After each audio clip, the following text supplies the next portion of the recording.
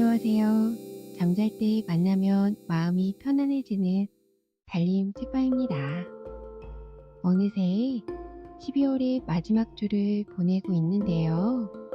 요즘 어떤 생각들을 하시나요? 한 해를 마무리하고 새해를 맞이하는 지금 여러 생각들이 교차하는 시간인 것 같아요. 코로나로 생활이 확 바뀌어서 어떻게 지났는지도 모를 지난 시간들, 지금은 코로나 걱정은 많이 없어지고 생활이 많이 자유로워졌지요. 그만큼 새해에 대한 기대도 갖게 되는데요. 유튜브 정책이 바뀌면서 달림 책방 채널을 새롭게 운영하게 되었답니다. 그동안 많은 분들의 응원의 댓글이 제게 큰 용기가 되고 더 열심히 운영해야겠다는 의지를 다짐하였습니다. 새해엔 좀 더 활기차게 의미 있게 채널을 운영해 보려고 합니다. 여러분들과 소통도 많이 하고요. 아직도 떨리는 마음은 많지만요. 도전해 보려고요. 나와 가장 가까운 사람들의 따뜻한 응원은 정말 중요한 것 같아요. 그것은 어떤 일이든 도전할 수 있게 하고 그 과정이 성공을 이루겠지요. 오늘은 제가 여러분에게 응원을 합니다. 당신은 잘할 수 있어요. 그래요. 한번 해보자고요. 제가 늘 응원합니다.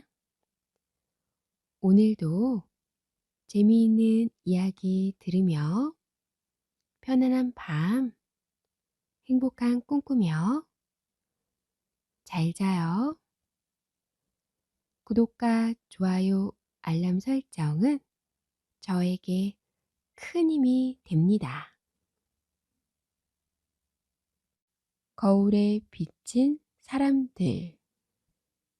옛날에 한 시골 사람이 처음으로 서울 구경을 하게 되었습니다. 집을 나서려는데 아내가 말하였습니다. 여보, 서울에 가거든 얼레빗 하나만 사다 주구려. 그런데 이 시골 사람이 얼레빗 구경을 해봤어야지요. 얼레빗이라는 게 어떻게 생긴 물건이요? 그 시골 사람이 아내에게 물었습니다. 아내는 마침 하늘에 뜬 반달을 가리키면서 말하였습니다. 얼레빗은 꼭 저 달처럼 생겼어요. 혹시 잊어버리거든 달을 보고 생각해 내시구려. 아내는 몇 번이나 얼레빗을 잊지 말라고 당부하였습니다. 시골 사람은 걱정 말라면서 길을 떠났습니다. 시골 사람이 서울에 오니까 정신이 하나도 없었습니다. 서울에서는 눈 뜨고도 코를 베인다지. 시골 사람은 코를 베이지 않으려고 정신을 바짝 차렸습니다. 이곳 저곳 구경하다 보니 하루해가 금방 저물었습니다. 며칠이 훌쩍 지나 집으로 돌아올 때가 되었습니다. 그제야 시골 사람은 아내의 부탁이 떠올랐습니다. 그런데 도대체 뭘 사오라고 했는지 기억이 안 나는 거였습니다. 곰곰 생각해 보니 달을 보라던 말이 떠올랐습니다. 그래서 시골 사람은 하늘을 쳐다보았습니다. 그런데 그 사이에 반달이 보름달이 되었습니다. 옳지, 저 달처럼 둥글게 생긴 것을 사면 되겠군. 시골 사람은 시장으로 가서 박물 장수에게 물었습니다. 여인들이 쓰는 물건 가운데 달처럼 생긴 것이 있어? 달처럼 둥글게 생긴 것이라. 예, 있고 말고요. 시골 사람은 박물 장소가 주는 물건을 받아 들었습니다. 그러고는 자세히 보지도 않고 보따리 속에 넣었습니다. 남편이 돌아오자 아내가 물었습니다. 내가 말한 얼레빗은 사왔어요? 자, 달처럼 생긴 물건 여기 있어. 시골 사람은 보란 듯이 둥근 물건을 척 꺼내 놓았습니다. 아내가 받아 들고 보니 뭔가 이상했습니다. 태어나서 처음 보는 물건이었습니다. 그건 바로 둥근 거울이었습니다. 아내는 거울을 들고 이리저리 살펴보았습니다. 옆으로도 보고 뒤집어도 보고 거꾸로도 보았습니다. 그러다가 거울 속을 들여다보게 되었습니다. 아니, 왜 각실해? 아내는 자기가 헛것을 보았나 하고 눈을 비볐습니다. 또 한 번 눈을 부릅뜨고 들여다보아도 틀림없었습니다. 달덩이 같은 젊은 각시가 그 속에 들어앉아 있었습니다. 아이고, 이 양반이 서울 가더니 젊은 각시를 데려왔네. 아내는 하늘이 무너지듯 울고불고 야단이었습니다. 며느리 울음소리에 놀란 시어머니가 버선발로 달려왔습니다. 얘야, 도대체 무슨 일이냐? 시어머니가 며느리를 보고 물었습니다. 어머니, 여기 좀 보세요. 저 양반이 서울에서 각시를 데리고 왔지 뭐예요. 아내는 땅바닥에 털썩 주저앉아 목 놓아 울었습니다. 시어머니는 깜짝 놀라 거울을 들여다 보았습니다. 그런데 웬 늙은 할멈이 들어앉아 있었습니다. 시어머니가 혀를 찢찢 차면서 말했습니다. 아휴, 각시를 얻으려거든 젊은 각시나 얻지. 어디서 이런 할망구를 데리고 왔나. 그때 시아버지가 방문을 열고 물었습니다. 왜들 야단인가? 시어머니는 시아버지에게 달려가 냉큼 일러 바쳤습니다. 글쎄, 아비가 서울서 웬 할망구를 데리고 왔지 뭐요. 시아버지는 도대체 무슨 말을 하는지 알 수가 없었습니다. 시아버지는 시어머니가 내미는 거울을 들여다 보았습니다. 그런데 참 이상한 일도 있었습니다. 10년 전 돌아가신 아버지가 척 들어앉아 있는 거였습니다. 시아버지는 깜짝 놀라 거울 앞에 무릎을 꿇고 절을 하였습니다. 아이고, 아버님, 어쩐 일로 이렇게 나타나셨습니까? 시골 사람은 멍하니 그 모습을 보고 있었습니다. 왜들 저러는가 하고 거울을 들여다 보았습니다. 이놈, 너는 누군데 남의 집에 와 있느냐? 시골 사람이 벼락같이 소리를 쳤습니다. 그러자 그 속에 있는 사내도 따라서 입을 벙긋거리는 거였습니다. 이놈, 너는 누군데 남의 집에 와 있느냐? 시골 사람은 그만 화가 머리 끝까지 났습니다. 그래서 들고 있던 거울을 마당에 힘껏 내던져 버렸습니다. 쨍그랑. 보름달 모양의 동그란 거울은 산산조각이 나고 말았습니다. 이제 젊은 각시도 온데간데 없이 사라졌고 쭈글쭈글 할망구도 없어졌고 수염허연 할아버지도 달아났고 낯선 산에도 도망갔습니다. 시골 사람과 그의 아내와 시어머니와 시아버지는 꿈인가 생시인가 하면서 깨진 거울 조각만 바라보았습니다. 도깨비 방망이와 개암. 옛날 어느 마을에 욕심 많고 심술궂은 형과 마음씨 곱고 정직한 아우가 있었습니다. 형은 결혼하여 다른 곳에 집을 얻어 살고 나이 어린 아우가 늙은 아버지와 어머니를 모시고 살았습니다. 어느 날 아우는 나무를 하러 깊은 산속으로 들어갔습니다. 개암나무 밑에서 잠시 앉아 쉬는데 개암 한 개가 나무에서 떨어졌습니다. 아니, 이게 뭐야? 개암이잖아? 아버지께 드려야지. 아우는 개암을 주워 호주머니에 집어 넣었습니다. 잠시 뒤 개암 한 개가 또 떨어졌습니다. 참 맛있겠는데? 이건 어머니께 드려야지. 아우는 개암을 주워 또 호주머니에 집어 넣었습니다. 그리고 얼마쯤 지났을까? 이번에는 개암 두 개가 동시에 떨어졌습니다. 옳지. 이건 형님과 형수님께 드리면 되겠다. 아우가 개암 두 개를 호주머니에 집어 넣을 때 개암 한 개가 또 떨어졌습니다. 오늘은 운수 좋은 날이네. 이건 내 차지다.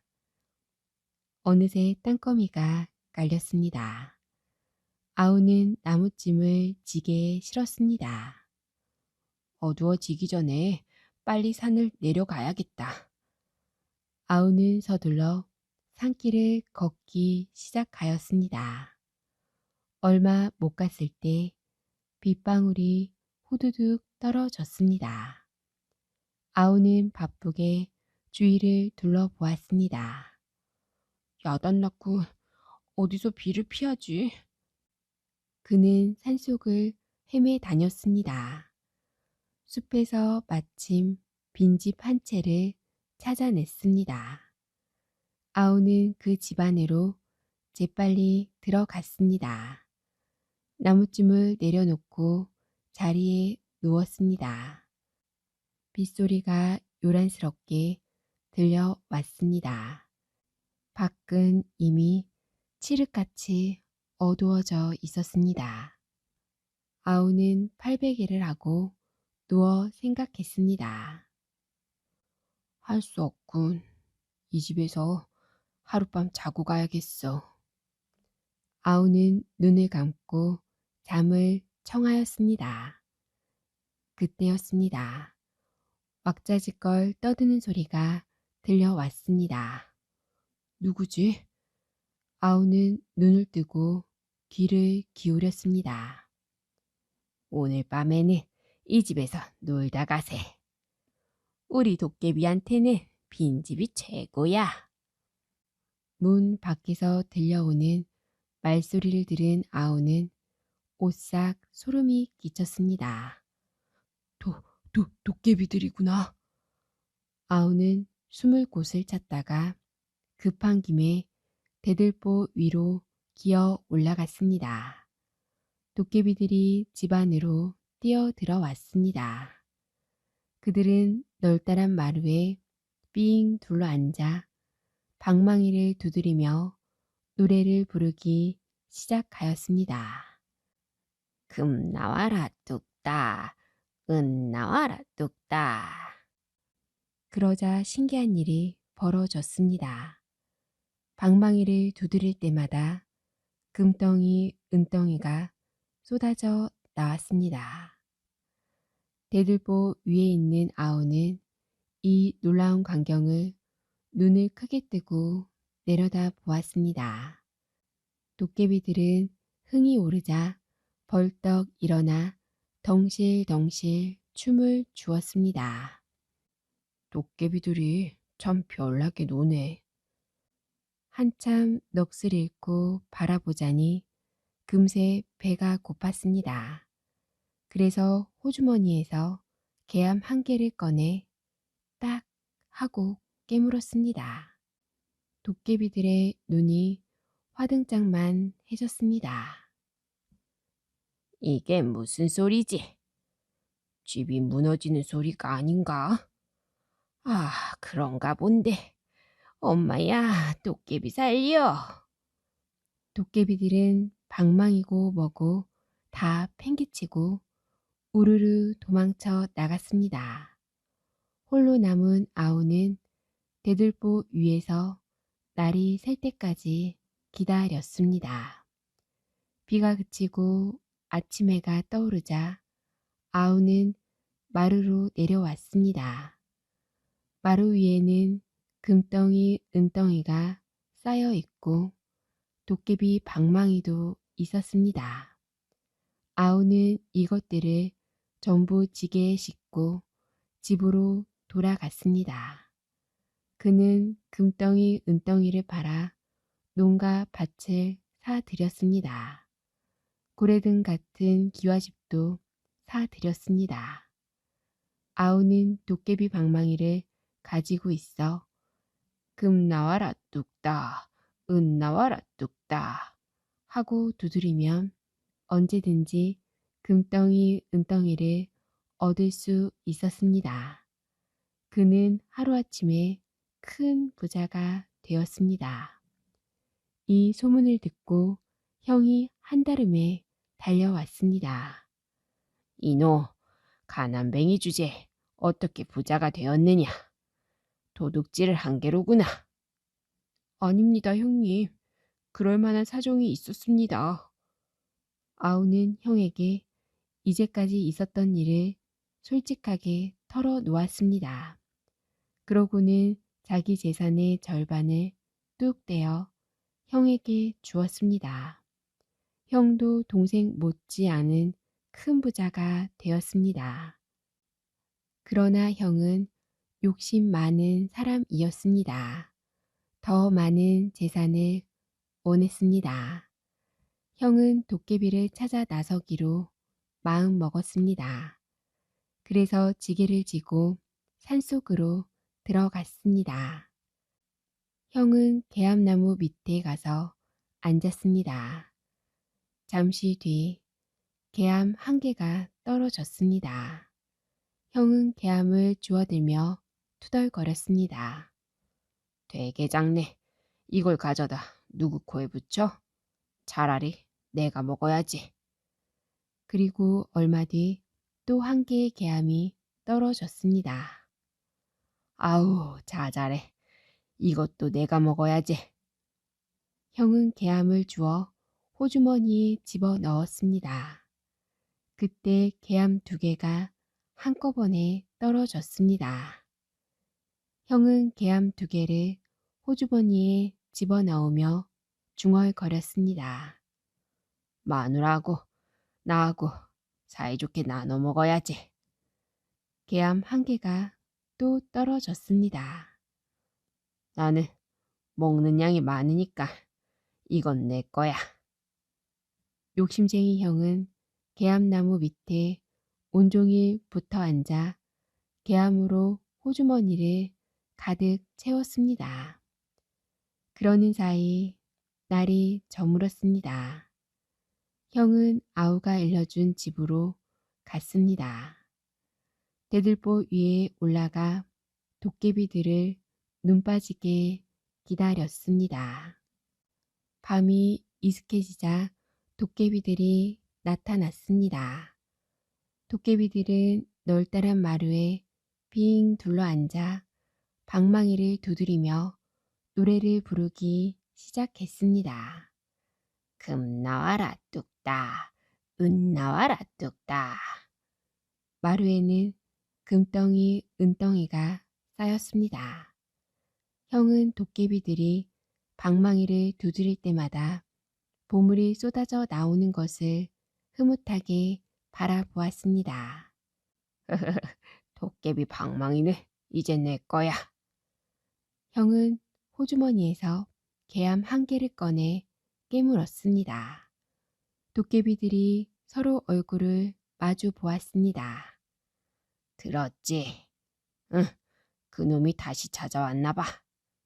도둑놈을 잡아 혼내주자. 도깨비들은 집안을 이잡듯이 뒤져 형을 붙잡았습니다. 형은 도깨비들 앞에 꿇어 앉혔습니다. 이너, 내 죄를 알렸다. 아이고, 도깨비나리, 한 번만 용서해 주십시오. 형은 손이 발이 되도록 빌었습니다. 그러나 도깨비들은 형을 마루 한가운데 세우고 사정없이 두들겨 패기 시작했습니다. 방망이 맛 좀 봐라. 이 방망이 도둑놈. 도깨비 방망이로 실컷 얻어맞은 형은 엉금엉금 기어 산을 내려갔답니다.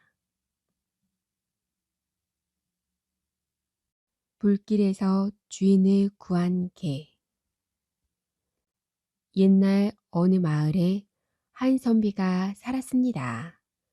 선비는 하루 종일 책을 읽거나 붓글씨를 썼습니다. 조금 쉬었다 하세요. 바느질을 하던 부인이 선비에게 말했습니다. 그럽시다. 선비 부부에게는 아이가 없어 늘 집안이 쓸쓸했습니다. 그러던 어느 날 이웃 사람이 강아지 한 마리를 가져다 주었습니다. 오, 귀엽게도 생겼구나. 선비는 강아지를 누렁이라고 불렀습니다.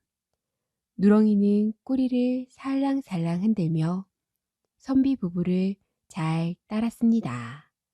선비 부부도 누렁이를 무척 아끼고 사랑했답니다.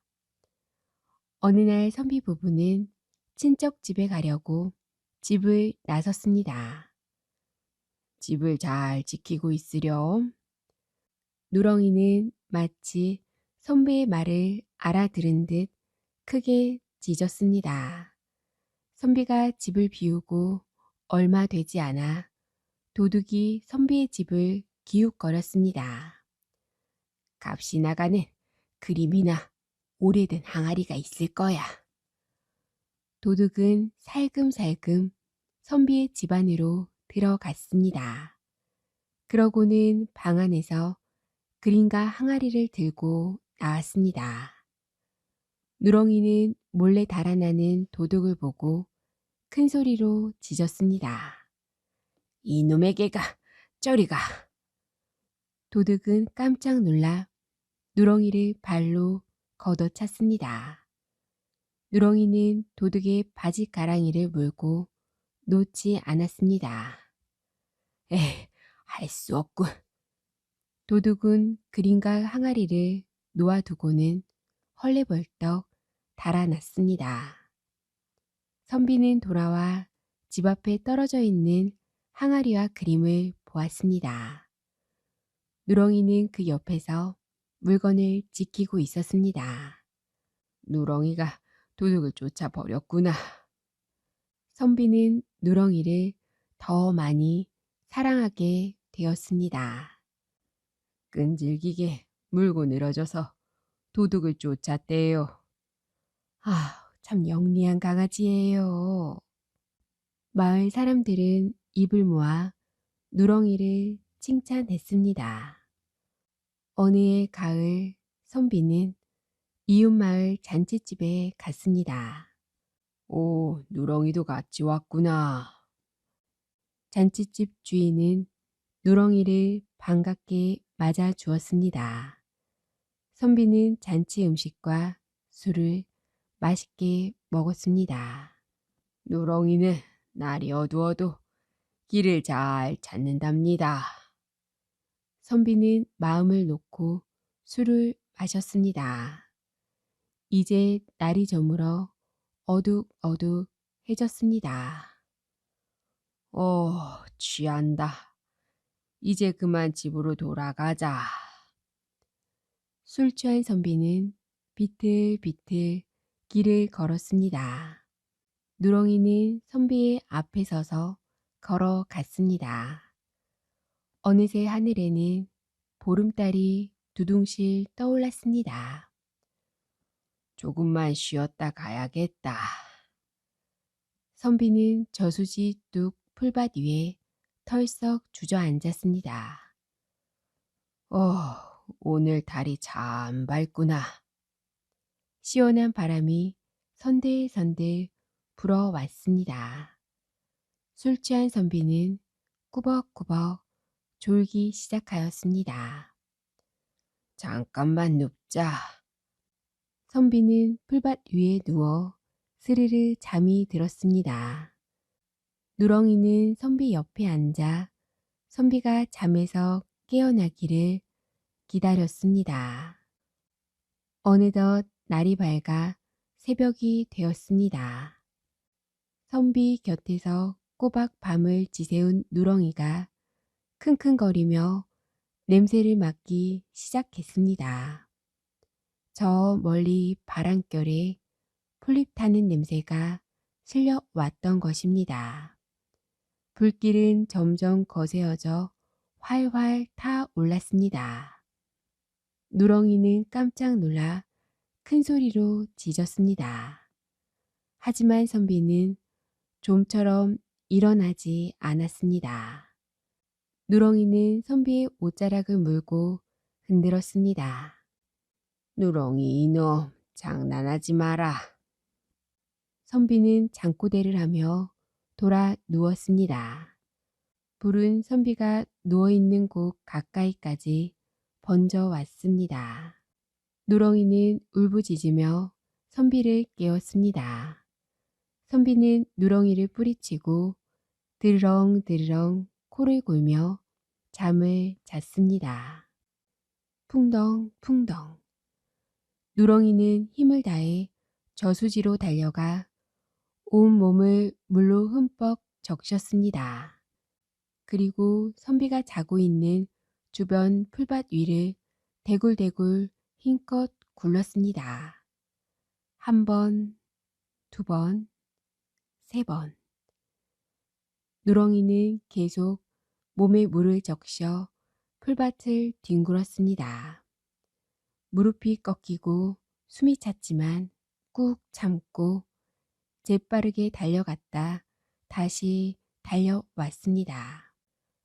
선비는 아무것도 모르고 깊은 잠에 빠져 있었습니다. 풀밭은 온통 새까맣게 타버리고 말았습니다. 하지만 다행히도 불길은 선비 쪽으로 번지지 않았습니다. 지친 누렁이는 풀밭 한 구석에 쓰러졌습니다. 누렁이의 몸은 흠뻑 젖어 있었습니다. 누렁이는 힘없이 지저댔습니다. 한참이 지나서야 선비는 잠에서 깨어났습니다. 추워라. 내가 여기서 잠이 들었군. 선비는 두리번거리며 주위를 살펴보았습니다. 이런, 불이 났었구나. 누렁이는 어디 있지? 선비는 풀밭에 쓰러져 있는 누렁이를 보고 깜짝 놀랐습니다. 누렁이를 흔들어 보았지만 누렁이는 이미 죽은 뒤였습니다. 누렁아, 내가 나를 살렸구나. 선비는 죽은 누렁이를 안고 하염없이 눈물을 흘렸습니다. 보물이 된 쇠조각. 옛날 어느 마을에 소문난 개구쟁이가 살았습니다. 아이는 해만 떴다 하면 밖으로 나가 동네 아이들과 신나게 놀았답니다. 아버지는 놀기만 하는 아이 때문에 걱정이 많았습니다. 얘야, 이 책을 다 읽은 후에 나가거라. 아버지가 엄하게 꾸짖자 아이는 방에 앉아 책을 읽는 신용을 했습니다.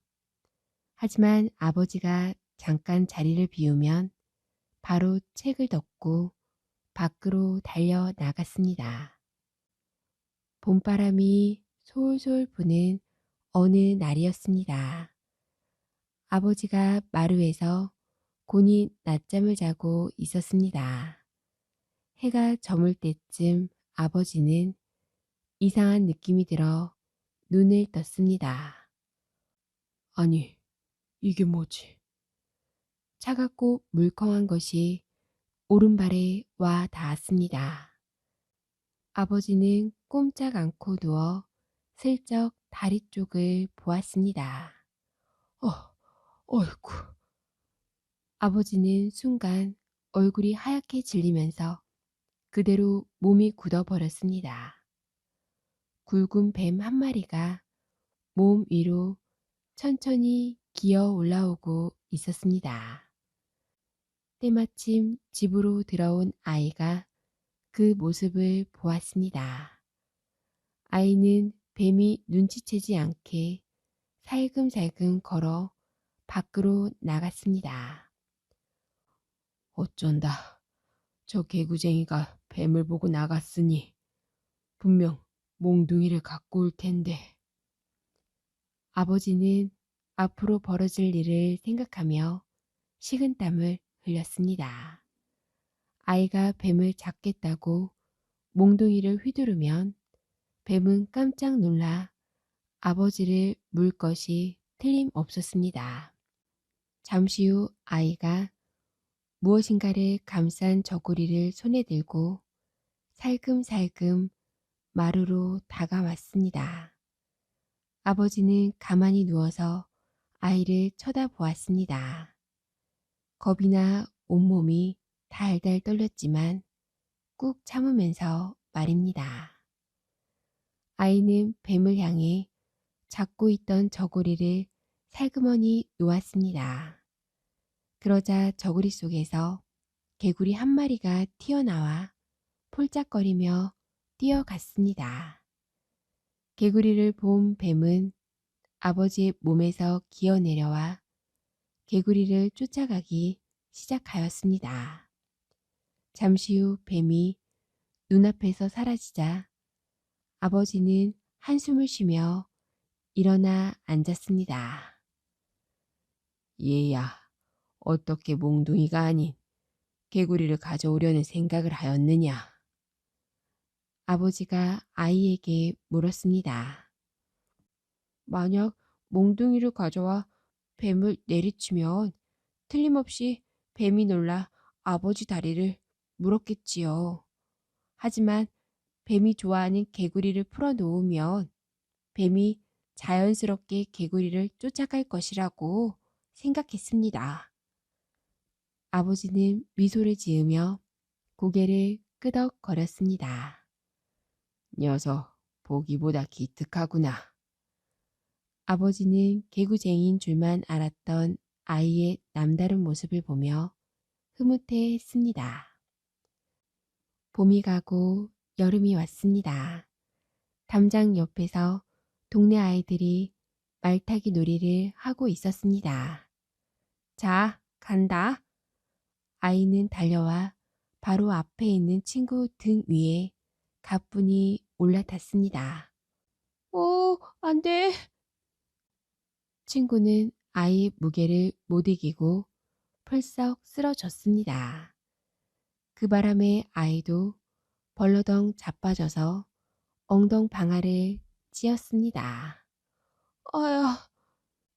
그때 자빠졌던 아이가 얼굴을 찌푸리며 외쳤습니다. 날카로운 물건에 엉덩이를 찔렸답니다. 아이가 엉덩이 아래에 있던 물건을 꺼내보니 그것은 작은 쇠조각이었습니다. 대장간 아저씨네 쇠조각이다. 정말 큰일 날 뻔했잖아. 아이는 쇠조각을 신기한 듯 바라보았습니다. 어둑어둑한 저녁이 되어 아이는 집으로 돌아왔습니다. 아침밥 먹고 나가서 이제야 들어오는 게냐. 하루 종일 아이들과 어울려 놀기만 하면 도대체 글 공부는 언제 할 셈이냐. 이제나 저제나 아이가 오기를 기다리던 어머니가 호통을 쳤습니다. 아이는 아무 말도 못하고 고개만 푹 숙이고 있었습니다.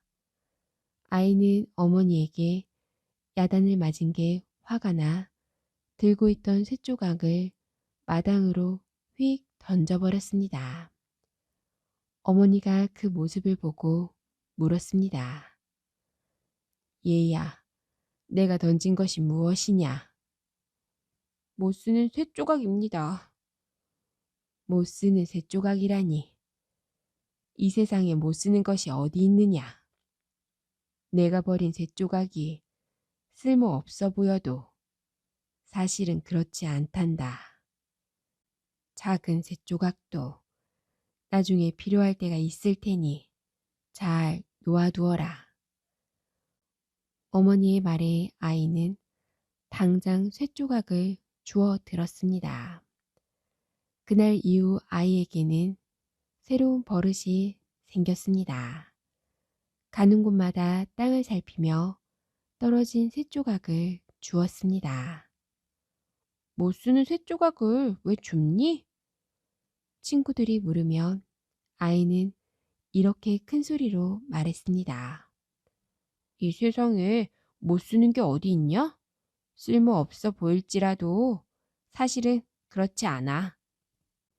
쇳조각을 버린 대장장이도 아이에게 물었습니다.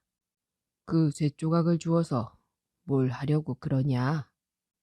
네, 언젠가 꼭 필요할 때가 있을 거예요. 아이는 자신만만하게 말했습니다. 이런 아이의 행동을 기특하게 여긴 대장장이는 대장간 안에 떨어진 쇳조각도 주울 수 있게 해 주었습니다.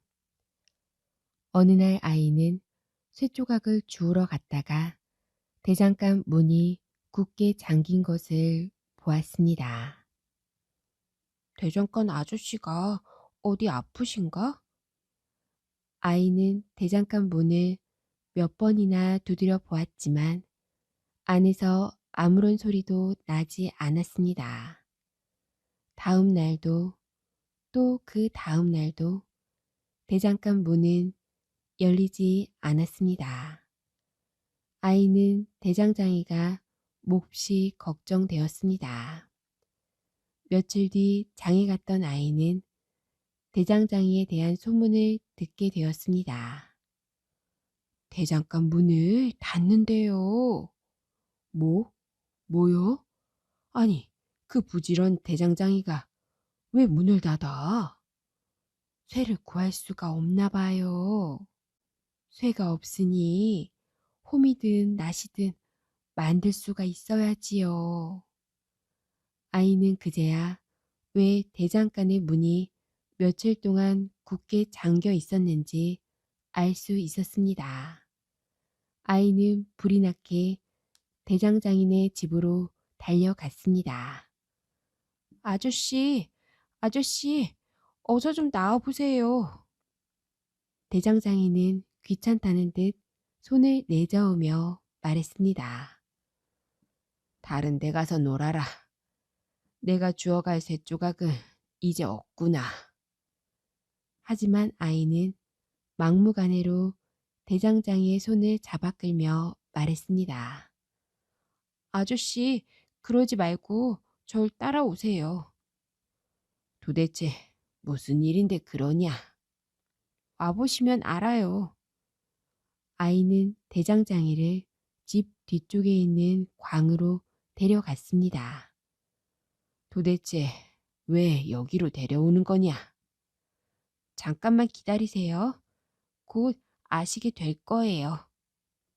아이는 있는 힘껏 광문을 활짝 열어젖힌 후 대장장이를 광 안으로 밀어 넣었습니다.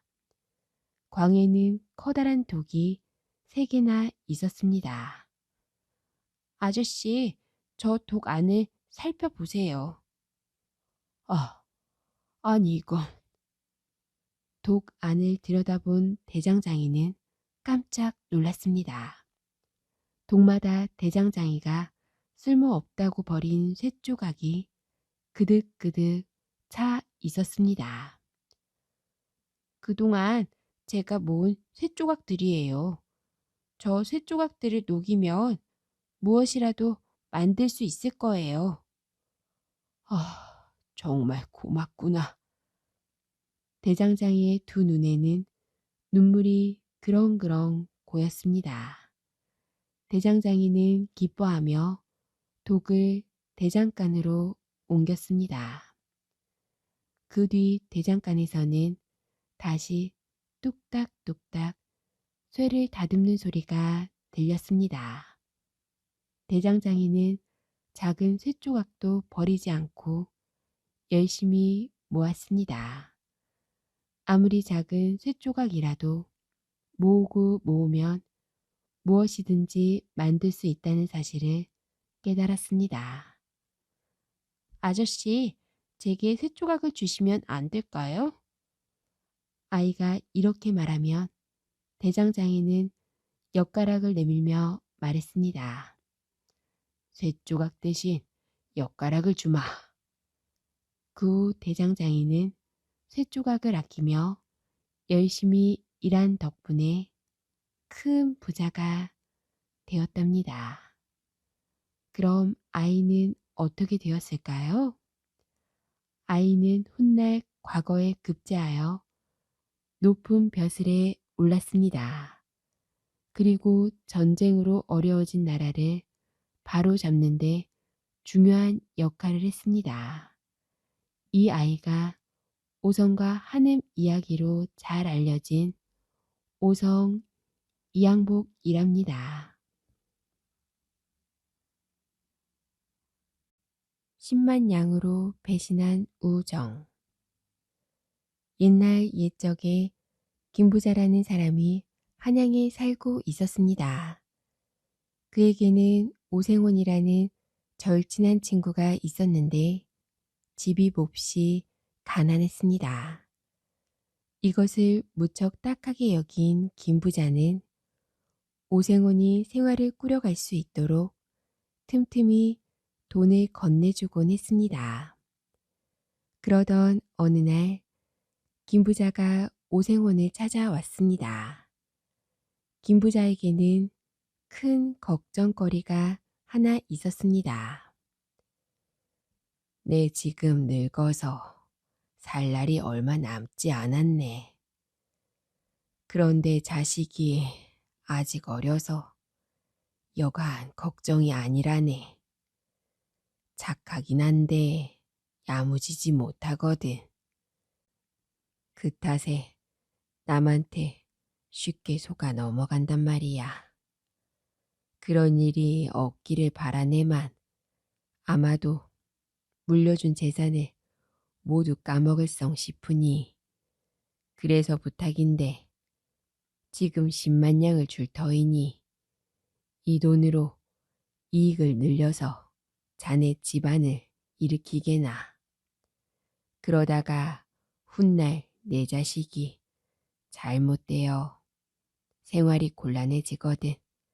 그때 본전만 돌려주면 참으로 고맙겠네. 김부자의 부탁에 오생원은 감격한 얼굴로 친구의 두 손을 꼭 끌어쥐었습니다. 어찌 감히 자네 말대로 하지 않겠나. 나야말로 자네가 고마울 뿐일세. 이자와 본전을 다 돌려달라고 해도 고맙게 생각할 따름이네. 정말 고마우이. 자네만 믿네. 꼭 나와의 약속을 지켜주게나. 김부자는 친구를 믿고 가져온 10만 양을 선뜻 내주었습니다. 그로부터 몇 해가 지났습니다. 그동안 김 부자는 병을 얻어 세상을 떠나고 가난했던 오생원은 김 부자가 준 돈을 늘려서 큰 부자가 되었습니다. 그리고 김 부자의 아들은 정말 남의 깸에 빠져 물려받은 재산을 모두 잃고 말았습니다. 저승에 계신 아버지를 어찌 뵐고.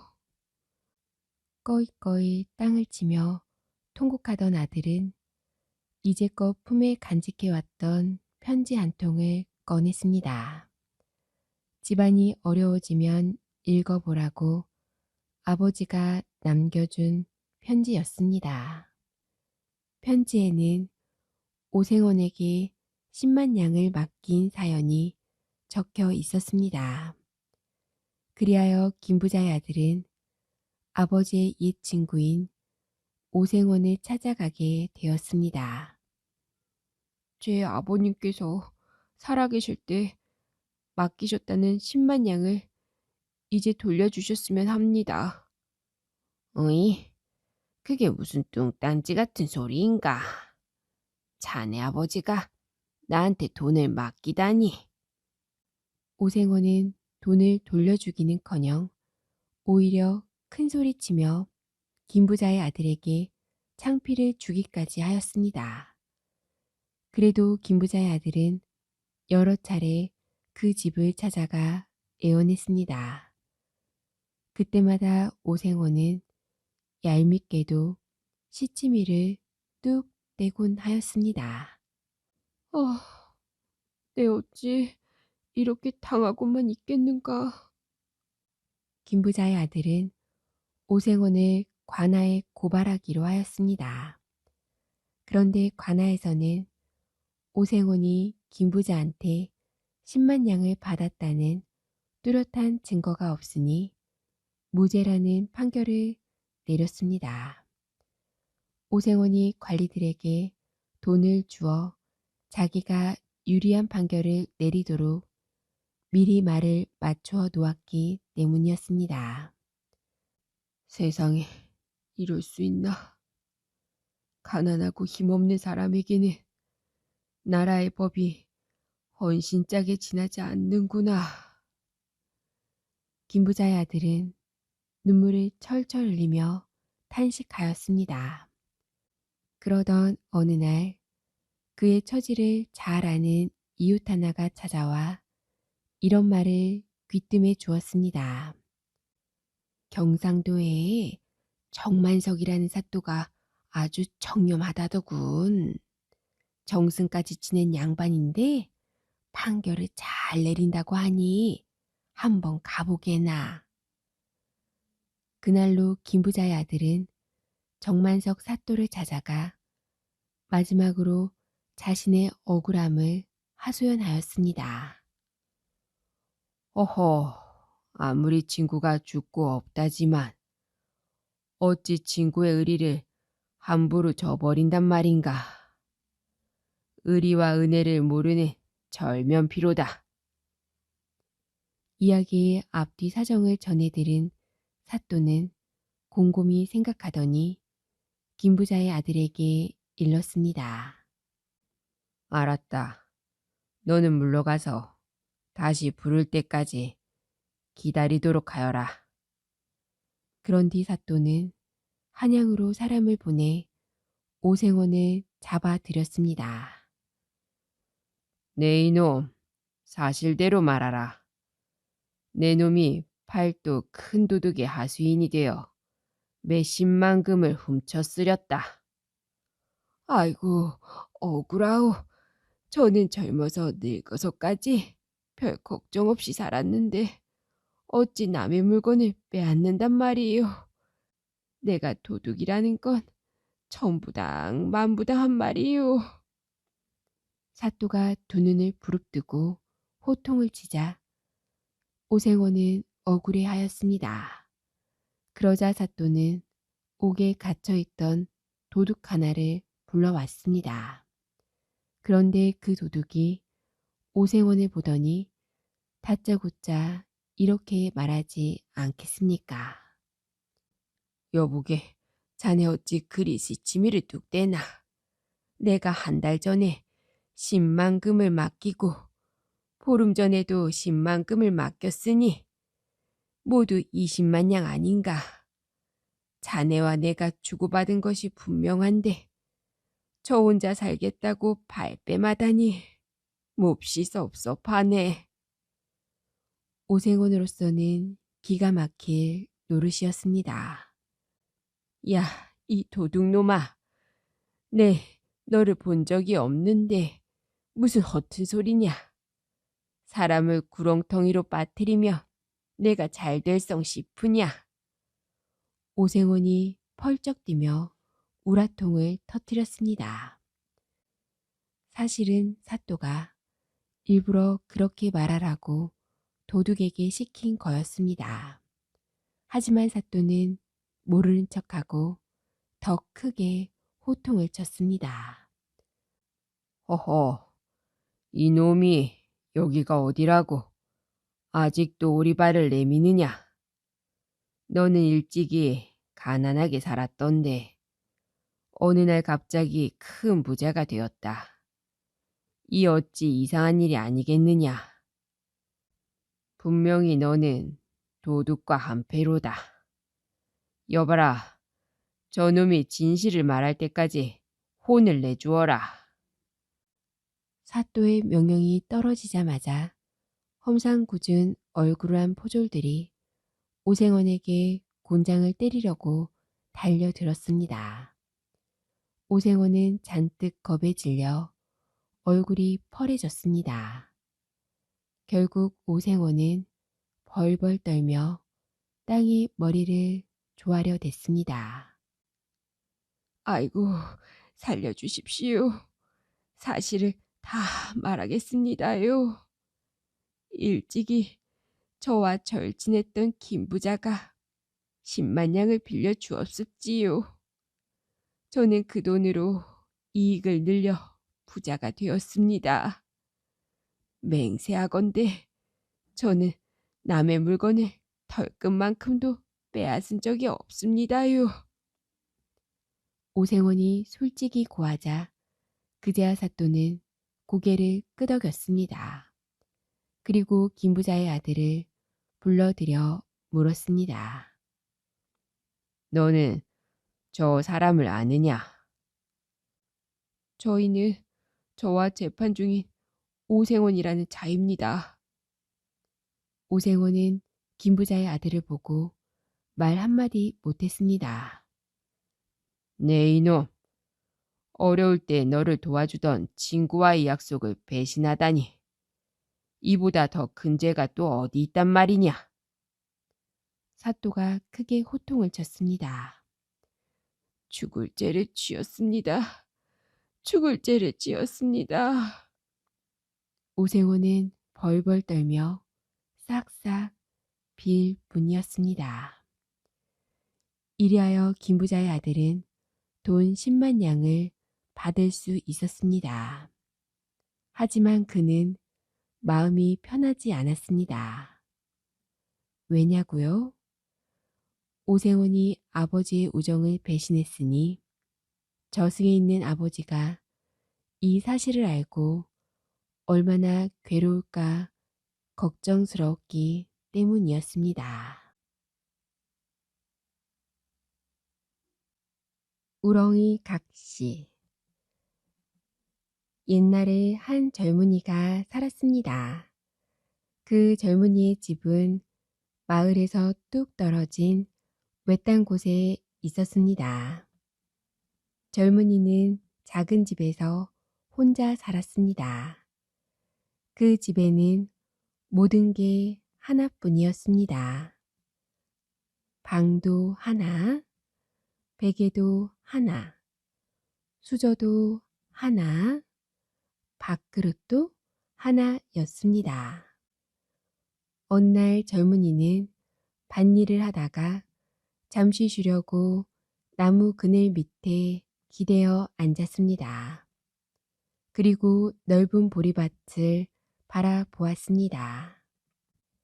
휴, 저 밭을 일구어서 누구랑 먹고 살지. 젊은이는 쓸쓸히 혼자 중얼거렸습니다. 나랑 먹고 살지. 어디선가 낯선 목소리가 들려왔습니다. 젊은이는 깜짝 놀라 벌떡 일어나 앉았습니다. 그런데 주위에는 아무것도 보이지 않았습니다. 저 밭을 일구어서 누구랑 먹고 살지? 젊은이는 다시 한번 중얼거려 보았습니다. 나랑 먹고 살지. 또다시 같은 목소리가 대답했습니다. 젊은이는 소리가 나는 쪽으로 다가갔습니다. 풀밭을 둘러보니 커다란 우렁이가 있었습니다. 젊은이는 고개를 갸웃거리며 물병 속에 우렁이를 넣어 집으로 돌아왔습니다. 그러고는 우렁이를 항아리 속에 잘 넣어 두었습니다. 다음 날부터 이상한 일이 일어났습니다. 밭에 나갔다 돌아오면 집안이 깨끗해져 있는 거였습니다. 또 상에는 따뜻한 밥과 맛있는 반찬이 차려져 있었습니다. 젊은이는 어리둥절했습니다. 누구지? 누가 이렇게 차려 놓았을까? 며칠이 지났는데도 누가 그러는지 알 수 없었습니다. 오늘은 누군지 꼭 알아내고야 말겠어. 젊은이는 일하러 가는 척 하다가 부엌 문 뒤에 숨었습니다. 아니, 저 우렁이가. 순간 젊은이의 입이 딱 벌어졌습니다. 항아리 속의 우렁이가 예쁜 아가씨로 변하더니 청소도 하고 밥상도 차리는 게 아니겠습니까? 젊은이는 한참 동안 멍하니 우렁이 아가씨를 바라보았습니다. 밥상을 다 차린 아가씨가 다시 우렁이로 변하려고 할 때였습니다. 아가씨, 가지 마세요. 젊은이는 아가씨의 발을 꽉 붙잡았습니다. 깜짝 놀란 아가씨가 뒤를 돌아 젊은이를 쳐다보았습니다. 반짝반짝 빛나는 아가씨의 눈동자는 참 아름다웠습니다. 저는 용왕님의 딸인데 벌을 받아 우렁이가 되었습니다. 100일 동안 착한 일을 해야 사람이 될 수 있답니다. 저와 같이 살면서 저랑 착한 일을 하면 되잖아요. 젊은이는 아가씨에게 애원을 했습니다. 이렇게 해서 젊은이는 우렁이 아가씨와 결혼을 했습니다. 우렁이 아가씨는 각시, 젊은이는 신랑. 이제 젊은이의 집에 한 끼짜리는 없게 되었습니다. 베개도 2개, 수저도 2개, 밥그릇도 2개. 젊은이와 우렁이 아가씨는 무척 행복했습니다. 어느 날 사냥을 나온 임금님이 젊은이와 우렁이 각시를 만났습니다. 임금님은 우렁이 각시를 보고 한눈에 반해버렸습니다. 이봐, 내기를 하세. 자네가 이기면 나라의 반을 주겠네. 하지만 내가 이기면 저 여인을 데려갈 걸세. 임금님은 젊은이에게 억지를 부렸습니다. 젊은이는 눈앞이 캄캄했습니다. 내기에서 지면 우렁이 각시를 잃게 되었습니다. 서방님, 걱정 마세요. 바다로 가서 이것을 던지세요. 우렁이 각시는 편지를 매단 반지 하나를 주었습니다. 젊은이는 바다로 가서는 우렁이 각시가 말한 대로 반지를 힘껏 던졌습니다. 그랬더니 바다가 스르르 열리지 않겠습니까? 바다 위로 용왕님이 나타나 젊은이에게 조롱박과 말과 조각배를 주었습니다. 자, 첫 번째 내기다. 임금님은 젊은이에게 산으로 가자고 했습니다. 누가 더 빨리 나무를 심는지 겨루자는 것이었습니다. 서방님, 조롱박을 가져가세요. 젊은이는 달랑달랑 조롱박을 들고 산으로 갔습니다. 젊은이가 허리를 굽혀 나무를 심으려 했습니다. 갑자기 조롱박 속에서 도깨비들이 우르르 나오는 것이었습니다. 도깨비들은 눈 깜짝할 사이에 나무를 다 심었습니다. 임금님은 화가 나서 콧김을 씩씩 뿜어댔습니다. 두 번째 내기는 들판에서 하는 거였습니다. 누가 더 말을 잘 타는지 겨루는 시합이었습니다. 서방님, 이 말을 타세요. 우렁각시는 용왕님이 준 말을 끌고 왔습니다. 젊은이가 탄 말은 바람처럼 달렸습니다. 임금님의 말은 저만치 뒤떨어졌습니다. 임금님의 얼굴은 불그락 푸르락 해졌습니다. 마지막 내기는 바다로 가서 하자. 임금님은 배 타기 시합을 하자고 하였습니다. 서방님, 걱정하지 마세요. 우렁이 각시는 용왕님이 준 조각배에 젊은이를 태웠습니다. 조각배는 쏜살같이 내달렸습니다. 하지만 임금님의 배는 바위 위에 부딪힌 뒤 가라앉고 말았습니다. 만세, 만세, 내가 이겼다. 우와, 대단하다. 사람들은 젊은이를 임금님으로 모셨습니다.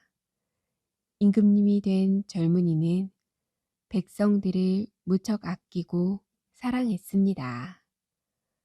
젊은이는 우렁각시와 함께 커다란 궁궐에서 살게 되었습니다. 이제 젊은이에게는 모든 것이 많아졌습니다. 방도 많고 땅도 넓고 신하들도 많게 되었답니다.